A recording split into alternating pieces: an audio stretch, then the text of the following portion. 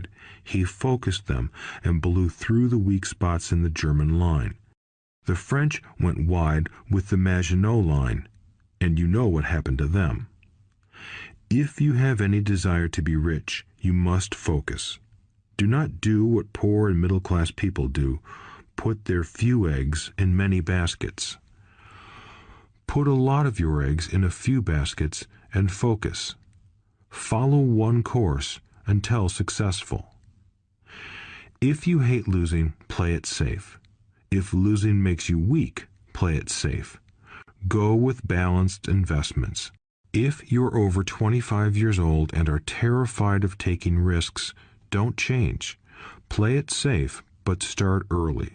Start accumulating your nest egg early because it will take time. But if you have dreams of freedom, of getting out of the rat race, the first question to ask yourself is, how do I respond to failure? If failure inspires you to win, maybe you should go for it, but only maybe. If failure makes you weak or causes you to throw temper tantrums, like spoiled brats who call attorneys to file lawsuits every time something doesn't go their way, then play it safe. Keep your daytime job, or buy bonds or mutual funds. But remember, there is risk in those financial instruments also, even though they may appear safe. I say all this, mentioning Texas and Fran Tarkenton, because stacking the asset column is easy. It's really a low-aptitude game. It doesn't take much education. 5th grade math will do. But building your asset column is a game in which attitude plays a major role. It takes guts, patience, and a great attitude toward failure. Losers avoid failing, and failure turns losers into winners. Just remember the Alamo. Overcoming cynicism. The sky is falling. The sky is falling. Most of us know the story of Chicken Little, who ran around warning the barnyard of impending doom. We all know people who are that way. There's a Chicken Little inside each of us. As I stated earlier, the cynic is really a little chicken. We all get a little chicken when fear and doubt cloud our thoughts. All of us have doubts. I'm not smart. I'm not good enough. So-and-so is better than me. Our doubts often paralyze us. We play the what-if game. What if the economy crashes right after I invest? What if I lose control and I can't pay the money back? What if things don't go as I planned? Or we have friends or loved ones who will remind us of our shortcomings. They often say, "What makes you think you can do that? If it's such a good idea, how come someone else hasn't done it? That will never work. You don't know what you're talking about." These words of doubt often get so loud that we fail to act. A horrible feeling builds in our stomach. Sometimes we can't sleep. We fail to move forward. So we stay with what is safe, and opportunities pass us by. We watch life passing by as we sit immobilized with a cold knot in our body. We have all felt this at one time in our lives, some more than others. Peter Lynch of Fidelity Magellan Mutual Fund fame refers to warnings about the sky falling as noise, and we all hear it. Noise is either created inside our heads or comes from outside, often from friends, family, co-workers, and the media. Lynch recalls the time during the 1950s when the threat of nuclear war was so prevalent in the news that people began building fallout shelters and storing food and water. If they had invested that money wisely in the market, instead of building a fallout shelter, they'd probably be financially independent today. When violence breaks out in a city, gun sales go up all over the country. A person dies from rare hamburger meat in the state of Washington, and the Arizona Health Department orders restaurants to have all beef cooked well done. A drug company runs a TV commercial in February showing people catching the flu. Colds go up as well as sales of cold medicine.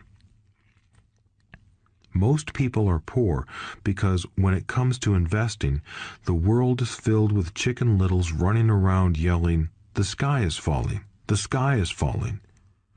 And Chicken Littles are effective because every one of us is a little chicken. It often takes great courage to not let rumors and talk of doom and gloom affect your doubts and fears. But a savvy investor knows that the seemingly worst of times is actually the best of times to make money. When everyone else is too afraid to act, they pull the trigger and are rewarded. Some time ago, a friend named Richard came from Boston to visit Kim and me in Phoenix. He was impressed with what we had done through stocks and real estate. The Phoenix real estate prices were depressed. We spent 2 days showing him what we thought were excellent opportunities for cash flow and capital appreciation. Kim and I are not real estate agents. We are strictly investors. After identifying a unit in a resort community, we called an agent who sold it to him that afternoon. The price was a mere $42,000 for a 2-bedroom townhome. Similar units were going for $65,000. He had found a bargain. Excited, he bought it and returned to Boston.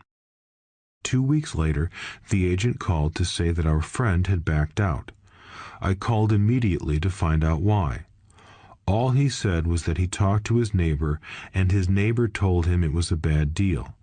He was paying too much. I asked Richard if his neighbor was an investor. Richard said he was not. When I asked why he listened to him, Richard got defensive and simply said he wanted to keep looking. The real estate market in Phoenix turned, and a few years later, that little unit was renting for $1,000 a month, $2,500 in the peak winter months. The unit was worth $95,000. All Richard had to put down was $5,000, and he would have had a start at getting out of the rat race. Today, he still has done nothing. Richard's backing out did not surprise me. It's called buyer's remorse, and it affects all of us. The little chicken won, and a chance at freedom was lost. In another example, I hold a small portion of my assets in tax lien certificates instead of CDs. I earn 16% per year on my money, which certainly beats the interest rates banks offer on CDs. The certificates are secured by real estate and enforced by state law, which is also better than most banks. The formula they're bought on makes them safe. They just lack liquidity. So I look at them as 2 to 7 year CDs. Almost every time I tell someone that I hold my money this way, especially if they have money in CDs, they will tell me it's risky. They tell me why I should not do it. When I ask them where they get their information, they say from a friend or an investment magazine. They've never done it, and they're telling someone who's doing it why they shouldn't. The lowest yield I look for is 16%, but people who are filled with doubt are willing to accept a far lower return. Doubt is expensive. My point is that it's those doubts and cynicism that keep most people poor and playing it safe. The real world is simply waiting for you to get rich. Only a person's doubts keep them poor. As I said, getting out of the rat race is technically easy. It doesn't take much education, but those doubts are cripplers for most people. Cynics never win, said Rich Dad. Unchecked doubt and fear creates a cynic. Cynics criticize and winners analyze was another of his favorite sayings. Rich Dad explained that criticism blinded while analysis opened eyes. Analysis allowed winners to see that critics were blind and to see opportunities that everyone else missed. And finding what people miss is key to any success. Real estate is a powerful investment tool for anyone seeking financial independence or freedom. It is a unique investment tool. Yet every time I mention real estate as a vehicle, I often hear, "I don't want to fix toilets." That's what Peter Lynch calls noise. That's what my rich dad would say is the cynic talking, someone who criticizes and does not analyze, someone who lets their doubts and fears close their mind instead of open their eyes. So when someone says, "I don't want to fix toilets," I want to fire back, "What makes you think I want to?" They're saying a toilet is more important than what they want. I talk about freedom from the rat race, and they focus on toilets. That is the thought pattern that keeps most people poor. They criticize instead of analyze. "I don't want hold the key to your success," Rich Dad would say, because I too do not want to fix toilets. I shop hard for a property manager who does fix toilets. And by finding a great property manager who runs houses or apartments, well, my cash flow goes up. But more importantly, a great property manager allows me to buy a lot more real estate since I don't have to fix toilets. A great property manager is key to success in real estate. Finding a good manager is more important to me than the real estate. A great property manager often hears of great deals before real estate agents do, which makes them even more valuable. That is what Rich Dad meant by, "I don't once hold the key to your success." Because I do not want to fix toilets either, I figured out how to buy more real estate and expedite my getting out of the rat race. The people who continue to say, "I don't want to fix toilets," often deny themselves the use of this powerful investment vehicle. Toilets are more important than their freedom. In the stock market, I often hear people say, "I don't want to lose money." Well, what makes them think I or anyone else likes losing money? They don't make money because they choose to not lose money. Instead of analyzing, they close their minds to another powerful investment vehicle, the stock market. I was riding with a friend past our neighborhood gas station. He looked up and saw that the price of gas was going up and thus the price of oil. My friend is a worrywart, or a Chicken Little. To him, the sky is always going to fall, and it usually does, on him. When we got home, he showed me all the stats as to why the price of oil was going to go up over the next few years, statistics I had never seen before, even though I already owned substantial shares of an existing oil company. With that information, I immediately began looking for and found a new undervalued oil company that was about to find some oil deposits. My broker was excited about this new company, and I bought 15,000 shares for 65 cents per share. 3 months later, this same friend and I drove by the same gas station, and sure enough, the price per gallon had gone up nearly 15%. Again, the Chicken Little worried and complained. I smiled, because a month earlier, that little oil company hit oil, and those 15,000 shares went up to more than $3 per share since he had first given me the tip. And the price of gas will continue to go up if what my friend says is true. If most people understood how a stop worked in stock market investing, there would be more people investing to win instead of investing not to lose. A stop is simply a computer command that sells your stock automatically if the price begins to drop, helping to minimize your losses and maximize some gains. It's a great tool for those who are terrified of losing. So whenever I hear people focusing on their "I don't wants" rather than what they do want, I know the noise in their head must be loud. Chicken Little has taken over their brain and is yelling, "The sky is falling and toilets are breaking."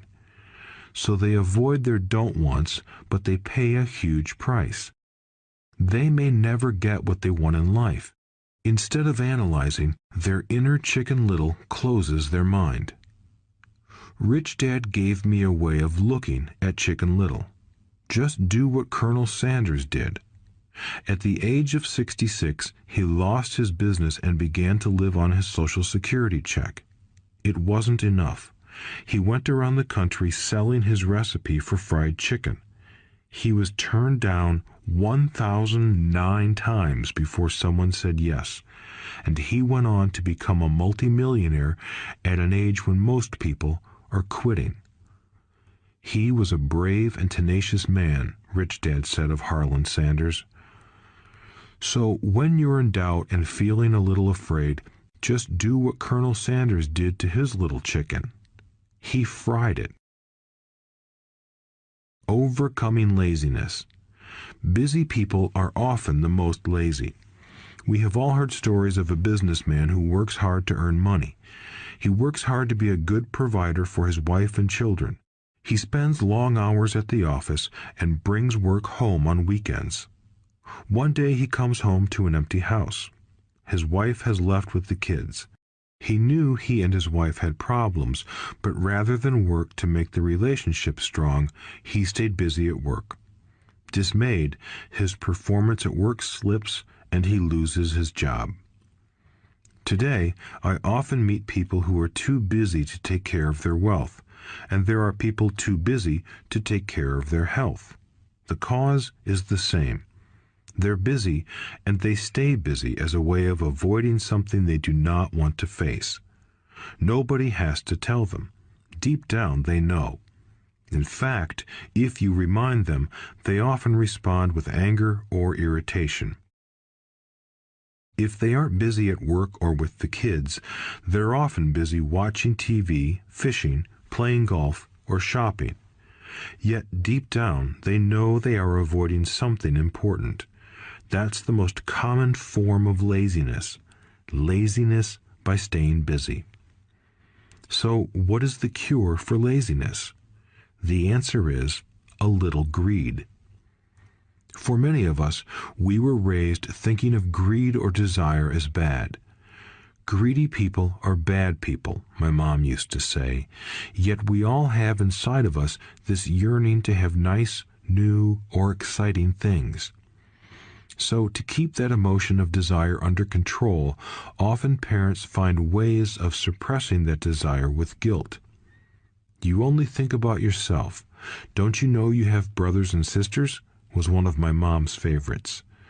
You want me to buy you what? Was a favorite of my dad. Do you think we're made of money? Do you think money grows on trees? We're not rich people, you know. It wasn't so much the words, but the angry guilt trip that went with the words that got to me. Or the reverse guilt trip was the "I'm sacrificing my life to buy this for you. I'm buying this for you because I never had this advantage when I was a kid." I have a neighbor who is stone broke but can't park his car in his garage. The garage is filled with toys for his kids. Those spoiled brats get everything they ask for.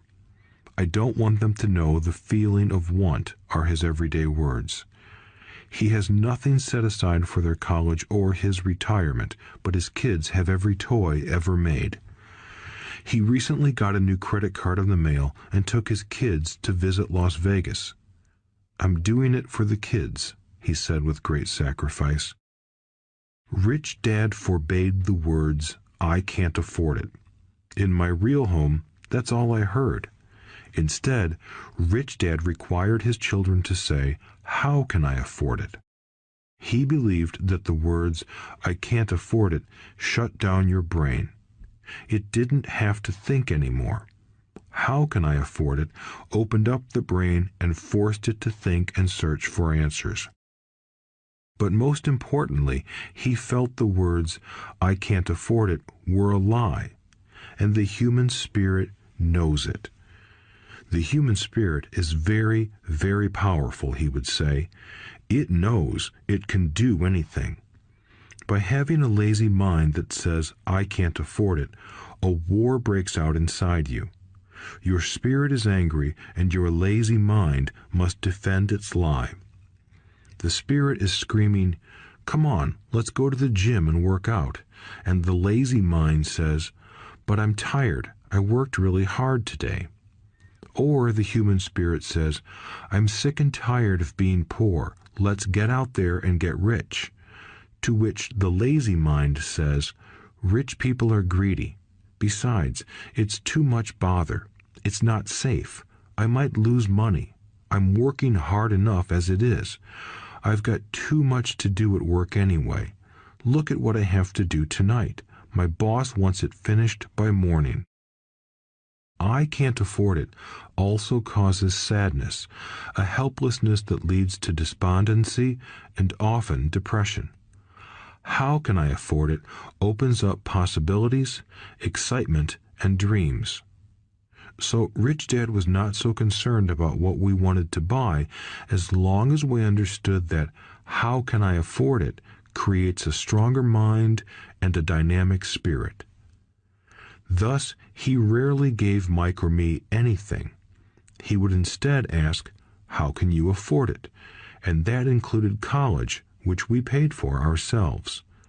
It was not the goal, but the process of attaining the goal that he wanted us to learn. The problem I see today is that there are millions of people who feel guilty about their desire or their greed. It's old conditioning from their childhood. While they desire to have the finer things that life offers, most have been conditioned subconsciously to say, I can't have that, or I'll never be able to afford that. When I decided to exit the rat race, it was simply a question of how can I afford to never work again? And my mind began to kick out answers and solutions. The hardest part was fighting my real parents' dogma. We can't afford that. Stop thinking only about yourself. Why don't you think about others? And other similar sentiments designed to instill guilt to suppress my greed. So, how do you beat laziness? Once again, the answer is a little greed. It's that radio station WIIFM, which stands for What's in it for me? A person needs to sit down and ask, what would my life be like if I never had to work again? What would I do if I had all the money I needed? Without that little greed, the desire to have something better, progress is not made.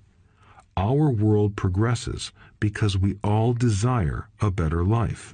New inventions are made because we desire something better. We go to school and study hard because we want something better. So whenever you find yourself avoiding something you know you should be doing, then the only thing to ask yourself is, what's in it for me? Be a little greedy. It's the best cure for laziness.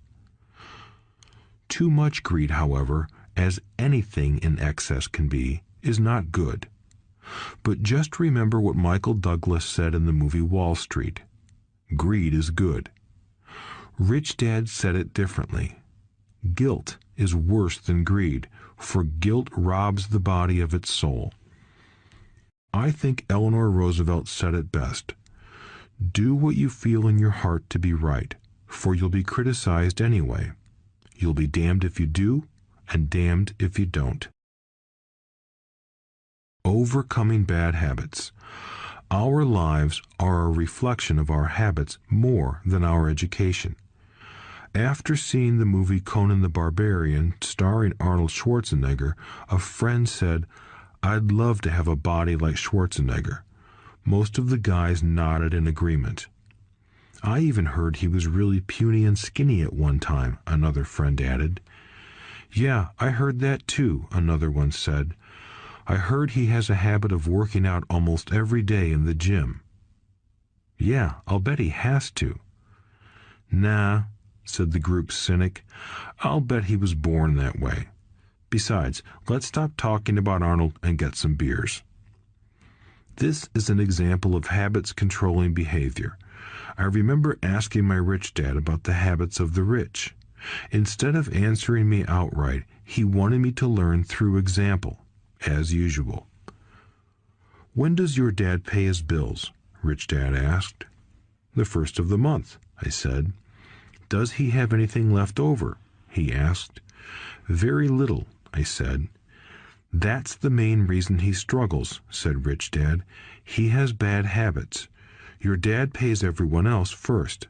He pays himself last, but only if he has anything left over." "Which he usually doesn't," I said.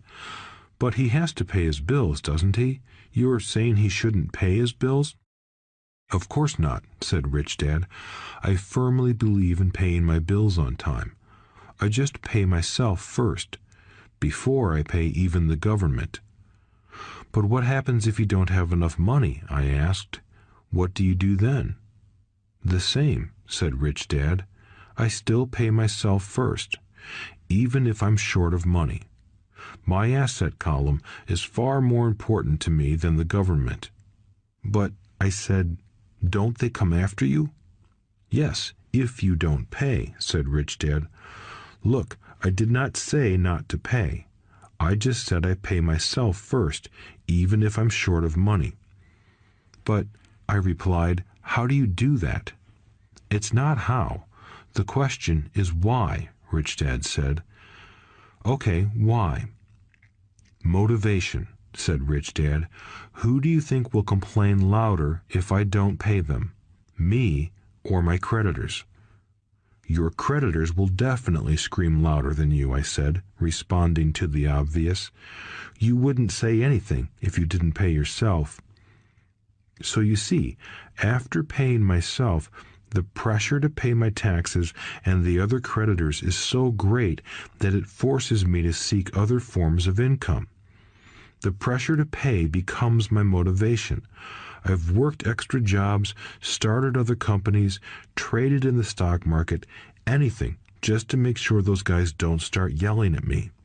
That pressure made me work harder, forced me to think, and all in all, made me smarter and more active when it comes to money.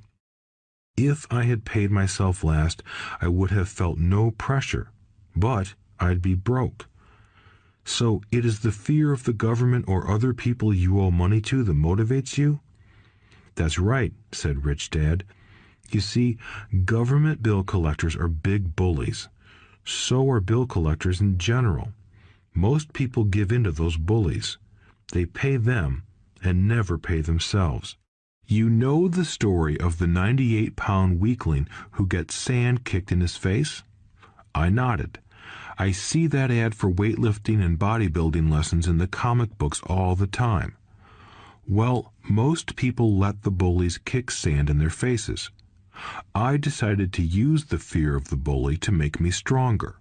Others got weaker. Forcing myself to think about how to make extra money is like going to the gym and working out with weights. The more I work my mental money muscles out, the stronger I get. Now I'm not afraid of those bullies. I liked what Rich Dad was saying, so if I pay myself first, I get financially stronger mentally and fiscally.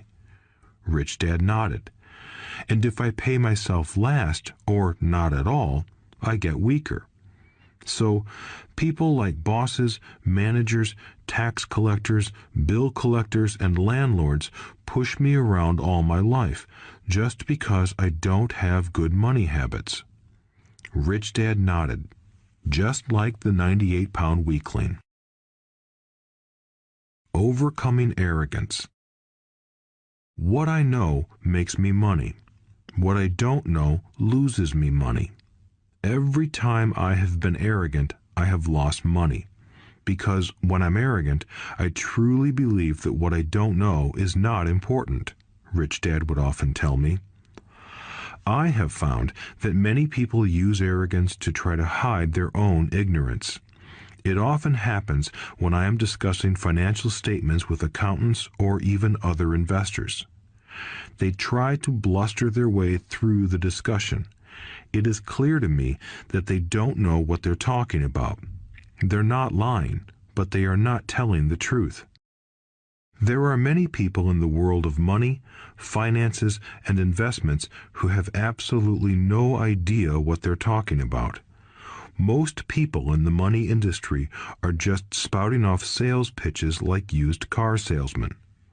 When you know you are ignorant in a subject, start educating yourself by finding an expert in the field or a book on the subject. Chapter 8. Getting Started. There is gold everywhere. Most people are not trained to see it. I wish I could say acquiring wealth was easy for me, but it wasn't. So in response to the question, how do I start, I offer the thought process I go through on a day-to-day basis. It really is easy to find great deals. I promise you that. It's just like riding a bike. After a little wobbling, it's a piece of cake. But when it comes to money, it takes determination to get through the wobbling. That's a personal thing. To find million-dollar deals of a lifetime requires us to call on our financial genius. I believe that each of us has a financial genius within us. The problem is that our financial genius lies asleep, waiting to be called upon. It lies asleep because our culture has educated us into believing that the love of money is the root of all evil. It has encouraged us to learn a profession so we can work for money, but failed to teach us how to have money work for us.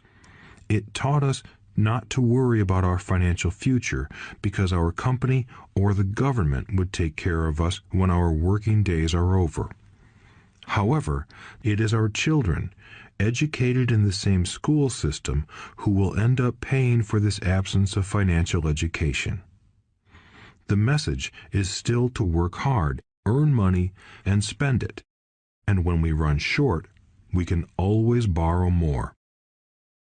Unfortunately, 90% of the Western world subscribes to the above dogma, simply because it's easier to find a job and work for money. If you are not one of the masses, I offer you the following 10 steps to awaken your financial genius. I simply offer you the steps I have personally followed. If you want to follow some of them, great. If you don't, make up your own. Your financial genius is smart enough to develop its own list. While in Peru, I asked a gold miner of 45 years how he was so confident about finding a gold mine. He replied, "There is gold everywhere. Most people are not trained to see it." And I would say that is true.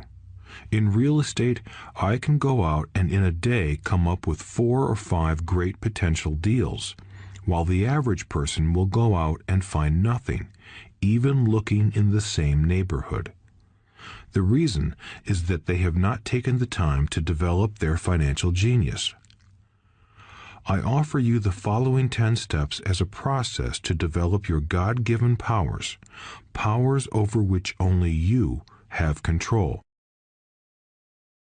1. Find a reason greater than reality, the power of spirit. If you ask most people if they would like to be rich or financially free, they would say yes. But then reality sets in. The road seems too long with too many hills to climb. It's easier to just work for money and hand the excess over to your broker.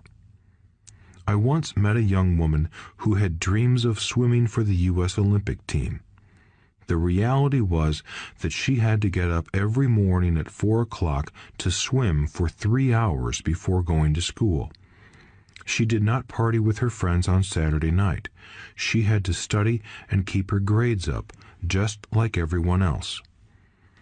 When I asked her what fueled her superhuman ambition and sacrifice, she simply said, "I do it for myself and the people I love. It's love that gets me over the hurdles and sacrifices." A reason or a purpose is a combination of wants and don't wants.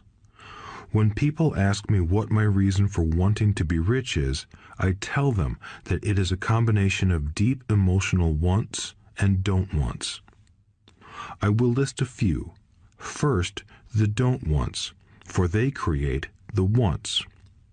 I don't want to work all my life. I don't want what my parents aspired for, which was job security and a house in the suburbs. I don't like being an employee. I hated that my dad always missed my football games because he was so busy working on his career.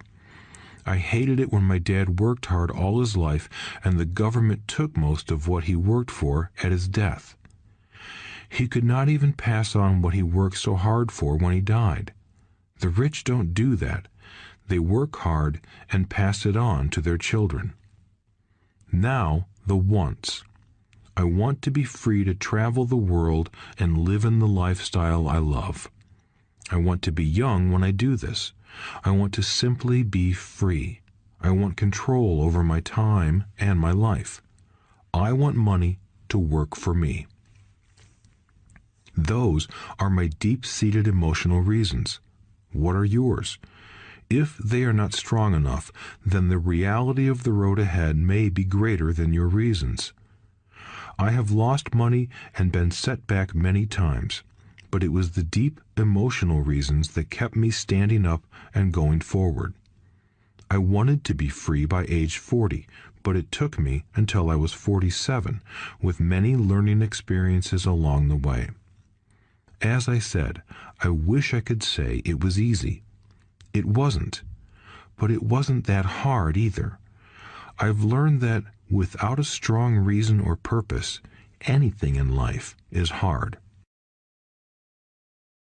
If you do not have a strong reason, there is no sense listening further. It will sound like too much work. 2. Make daily choices.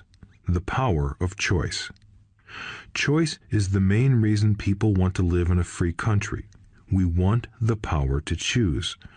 Financially, with every dollar we get in our hands, we hold the power to choose our future, to be rich, poor, or middle class. Our spending habits reflect who we are. Poor people simply have poor spending habits. The benefit I had as a boy was that I loved playing Monopoly constantly. Nobody told me Monopoly was only for kids, so I just kept playing the game as an adult. I also had a rich dad who pointed out to me the difference between an asset and a liability. So a long time ago, as a little boy, I chose to be rich, and I knew that all I had to do was learn to acquire assets, real assets. My best friend, Mike, had an asset column handed to him, but he still had to choose to learn to keep it. Many rich families lose their assets in the next generation simply because there was no one trained to be a good steward over their assets. Most people choose not to be rich. For 90% of the population, being rich is too much of a hassle. So they invent sayings that go, "I'm not interested in money. I'll never be rich. I don't have to worry. I'm still young. When I make some money, then I'll think about my future. My husband or wife handles the finances." The problem with those statements is that they rob the person who chooses to think such thoughts of two things. One is time, which is your most precious asset. The second is learning. Having no money should not be an excuse to not learn. But that is a choice we all make daily. The choice of what we do with our time, our money, and what we put in our heads. That is the power of choice. All of us have choice.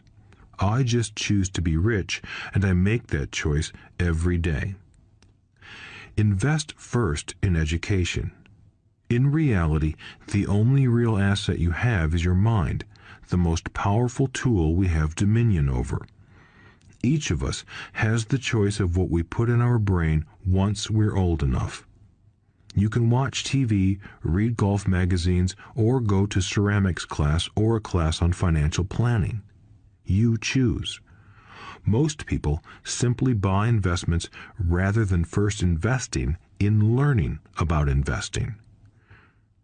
A friend of mine recently had her apartment burglarized.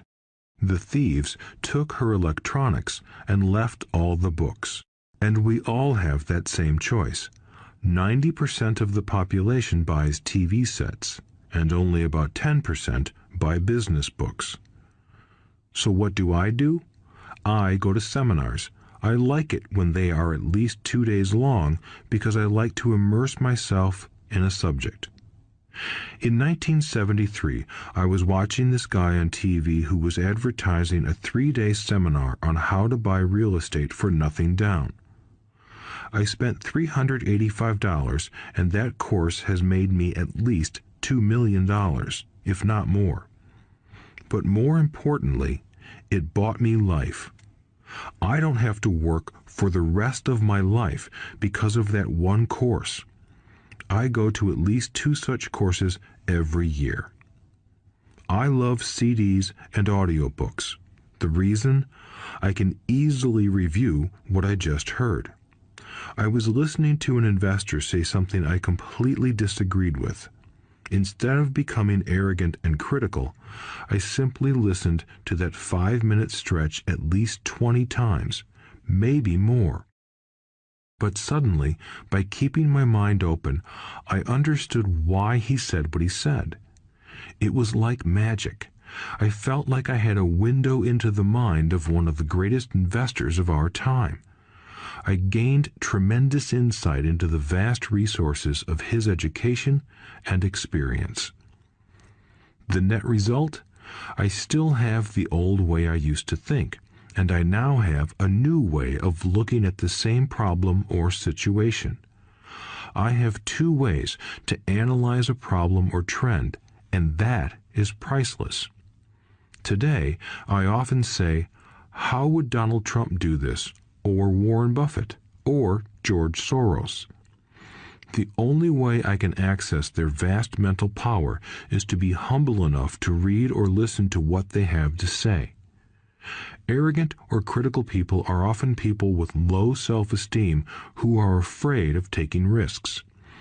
That's because if you learn something new, you are then required to make mistakes in order to fully understand what you have learned.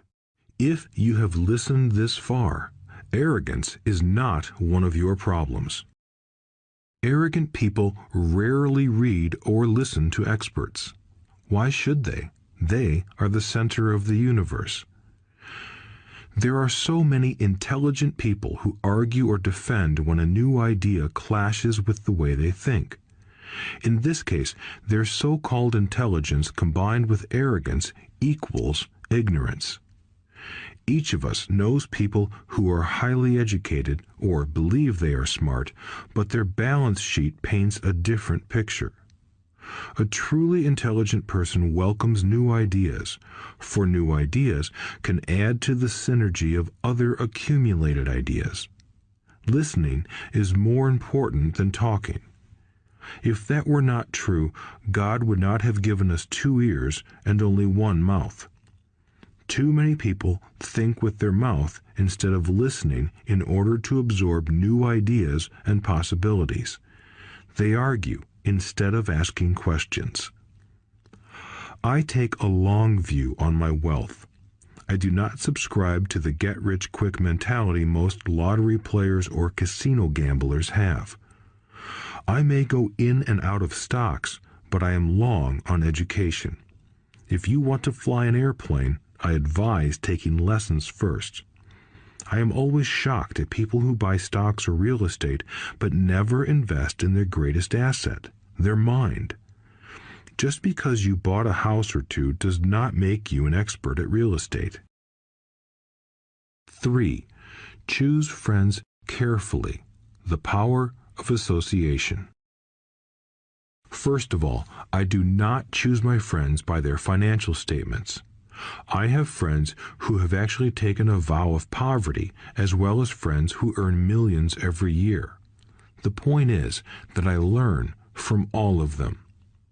Now, I will admit that there are people I have actually sought out because they had money. But I was not after their money. I was seeking their knowledge. In some cases, these people who had money have become dear friends. I've noticed that my friends with money talk about money. They don't do it to brag. They're interested in the subject. So I learn from them, and they learn from me. My friends who are in dire financial straits do not like talking about money, business, or investing. They often think it rude or unintellectual. So I also learn from my friends who struggle financially. I find out what not to do. I have several friends who have generated over $1 billion in their short lifetimes. The three of them report the same phenomenon. Their friends who have no money have never come to them to ask them how they did it, but they do come asking for one of two things, or both, a loan or a job. Warning: don't listen to poor or frightened people. I have such friends, and while I love them dearly, they are the Chicken Littles of life. To them, when it comes to money, especially investments, it's always the sky is falling, the sky is falling. They can always tell you why something won't work. The problem is that people listen to them. But people who blindly accept doom and gloom information are also Chicken Littles. As that old saying goes, birds of a feather flock together. If you watch business channels on TV, they often have a panel of so-called experts. One expert will say the market is going to crash, and the other will say it's going to boom. If you're smart, you listen to both. Keep your mind open, because both have valid points. Unfortunately, most poor people listen to Chicken Little. I have had many close friends try to talk me out of a deal or an investment. Not long ago, a friend told me he was excited because he found a 6% certificate of deposit. I told him I earned 16% from the state government.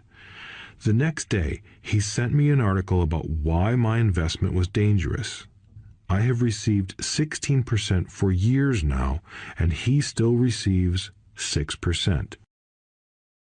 I would say that one of the hardest things about wealth building is to be true to yourself and to be willing to not go along with the crowd. This is because, in the market, it is usually the crowd that shows up late that is slaughtered. If a great deal is on the front page, it's too late in most instances. Look for a new deal. As we used to say as surfers, there is always another wave. People who hurry and catch a wave late usually are the ones who wipe out. Smart investors don't time the markets. If they miss a wave, they search for the next one and get themselves in position. This is hard for most investors because buying what is not popular is frightening. Timid investors are like sheep going along with the crowd. Or their greed gets them in when wise investors have already taken their profits and moved on. Wise investors buy an investment when it's not popular. They know their profits are made when they buy, not when they sell. They wait patiently. As I said, they do not time the market. Just like a surfer, they get in position for the next big swell. It's all insider trading. There are forms of insider trading that are illegal, and there are forms of insider trading that are legal. But either way, it's insider trading. The only distinction is, how far away from the inside are you? The reason you want to have rich friends is because that is where the money is made. It's made on information. You want to hear about the next boom, get in and get out before the next bust. I'm not saying do it illegally, but the sooner you know, the better your chances are for profits with minimal risk. That is what friends are for, and that is financial intelligence. 4. Master a formula and then learn a new one. The power of learning quickly. In order to make bread, every baker follows a recipe, even if it's only held in their head. The same is true for making money. Most of us have heard the saying, "You are what you eat." I have a different slant. I say, "You become what you study." In other words, be careful what you learn, because your mind is so powerful that you become what you put in your head. For example, if you study cooking, you then tend to cook. If you don't want to be a cook anymore, then you need to study something else. When it comes to money, the masses generally have one basic formula they learned in school, and it's this: work for money.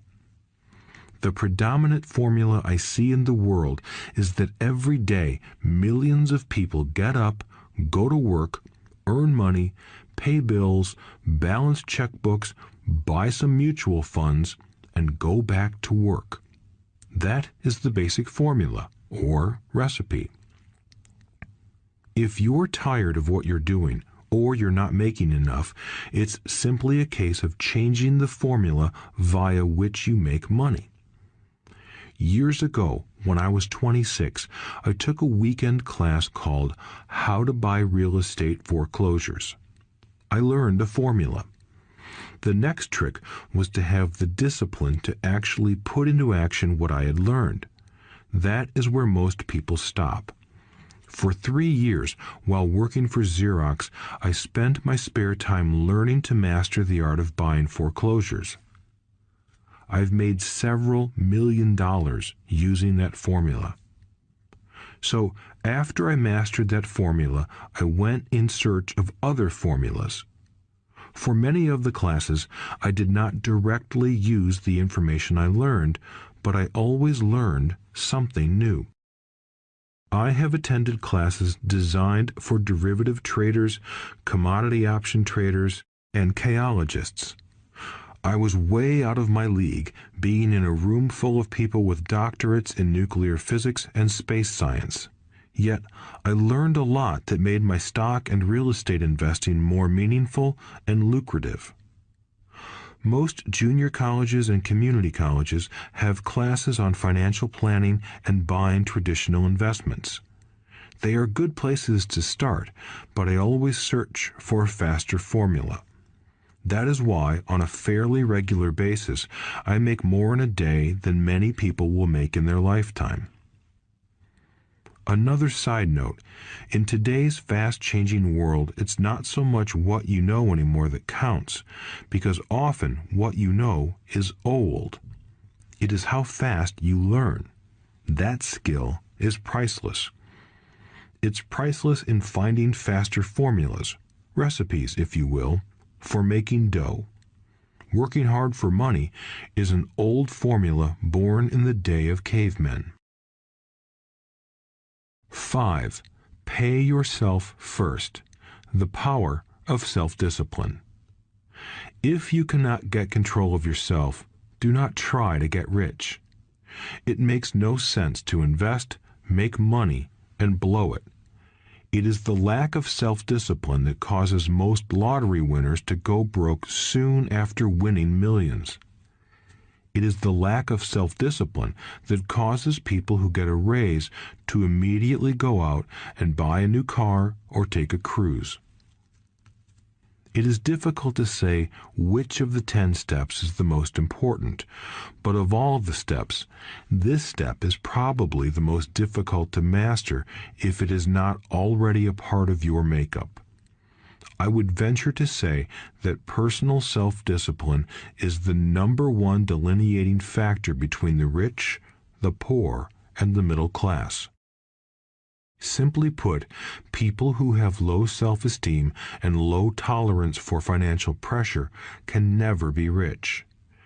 As I have said, a lesson learned from my rich dad was that the world will push you around. The world pushes people around, not because other people are bullies, but because the individual lacks internal control and discipline. People who lack internal fortitude often become victims of those who have self-discipline. In the entrepreneur classes I teach, I constantly remind people to not focus on their product, service, or widget, but to focus on developing management skills. The 3 most important management skills necessary to start your own business are management of 1. Cash flow, 2. People, 3. Personal time. I would say the skills to manage these 3 apply to anything, not just entrepreneurs. The 3 matter in the way you live your life as an individual or as part of a family, a business, a charitable organization, a city, or a nation. Each of these skills is enhanced by the mastery of self-discipline.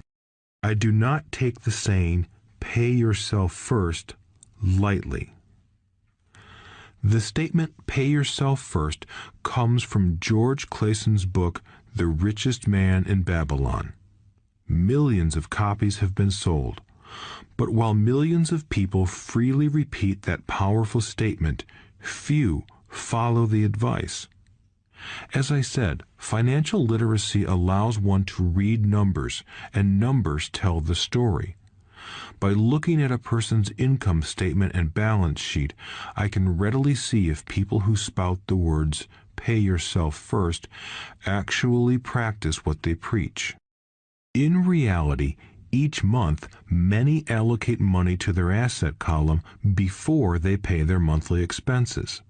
Although millions of people have read Clayson's book and understand the words, "pay yourself first," in reality, they pay themselves last. Now, I can hear the howls from those of you who sincerely believe in paying your bills first, and I can hear all the responsible people who pay their bills on time. I am not saying be irresponsible and not pay your bills. All I am saying is do what the book says, which is pay yourself first. If you can truly begin to understand the power of cash flow, you will soon realize why 90% of people work hard all their lives and need government support like Social Security when they are no longer able to work. Kim and I have had many bookkeepers, accountants, and bankers who have had a major problem with this way of looking at pay yourself first. The reason is that these financial professionals actually do what the masses do. They pay themselves last. There have been times in my life when, for whatever reason, cash flow was far less than my bills.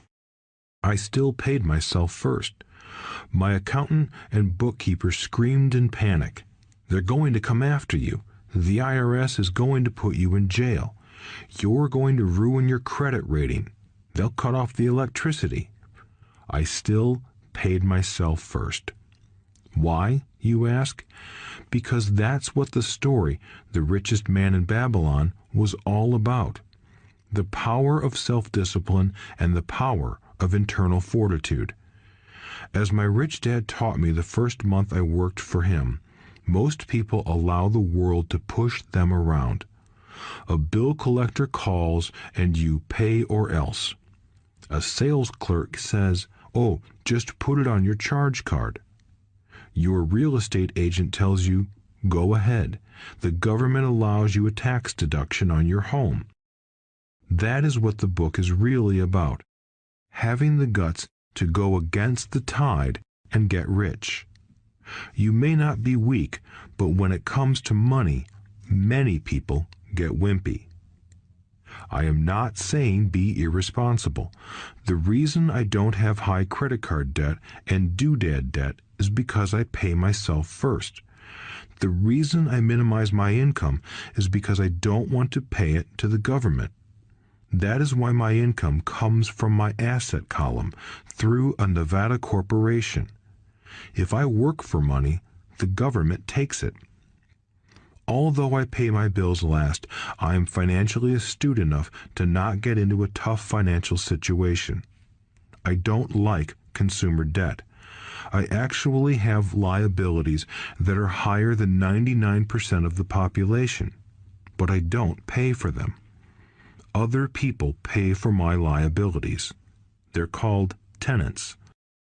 So rule number 1 in paying yourself first is don't get into debt in the first place. Although I pay my bills last, I set it up to have only small, unimportant bills that are due.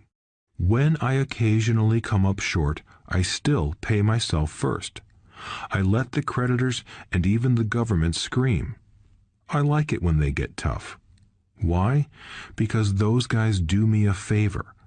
They inspire me to go out and create more money. So I pay myself first, invest the money, and let the creditors yell. I generally pay them right away anyway.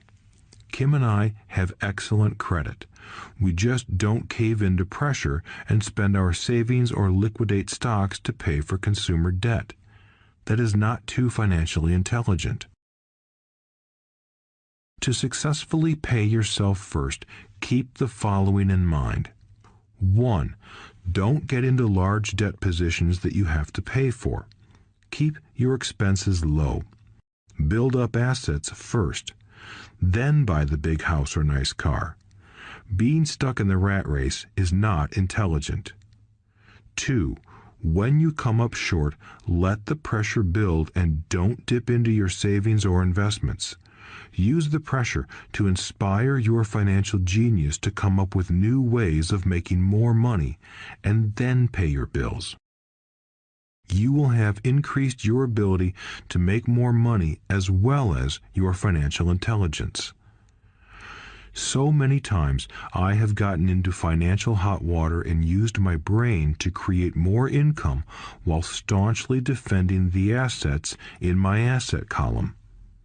My bookkeeper has screamed and dived for cover, but I was like a good soldier defending the fort. Fort assets. Poor people have poor habits. A common bad habit is innocently called dipping into savings. The rich know that savings are only used to create more money, not to pay bills. I know that sounds tough, but as I said, if you're not tough inside, the world will always push you around anyway. If you do not like financial pressure, then find a formula that works for you. A good one is to cut expenses, put your money in the bank, pay more than your fair share of income tax, buy safe mutual funds, and take the vow of the average. But this violates the pay yourself first rule. This rule does not encourage self-sacrifice or financial abstinence. It doesn't mean pay yourself first and starve. Life was meant to be enjoyed. If you call on your financial genius, you can have all the goodies of life, get rich, and pay bills. And that is financial intelligence. 6. Pay your brokers well. The power of good advice.